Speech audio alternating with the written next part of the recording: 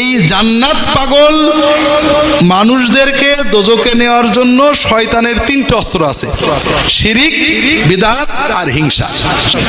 হিংসা মদ খাওয়ার মতো একটা হারাম কাজ।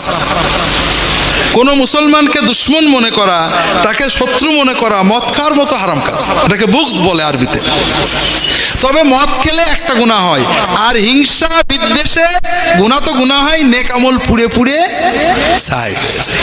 তাহলে শয়তানের কোনটাই লাভ বেশি? এই জন্য যাদের নেক আমল নেই তাদের হিংসা কম। দেখবেন নাচ গান করে, সিনেমা করে, কিন্তু এত হিংসা করে না। কিন্তু আমরা যারা দিনদার তাদের ভিতরে হিংসা বেশি। কারণ শয়তান জানে এরা দু একবার নাচ গান করলে দোজখে নিয়ে যাবে না, তওবা করে জান্নাতে চলে যাবে। কাজে এমন কাম দেব যেমন সব নেক আমল পুড়িয়ে ছাই হয়ে যায়। তো ভাইরা, হিংসা শিক্ষা হয় দুই দল মানুষ। এক দল হলো রাজনৈতিক নেতারা, আর এক শ্রেণী হিংসা শিখাই ছিল হুজুররা।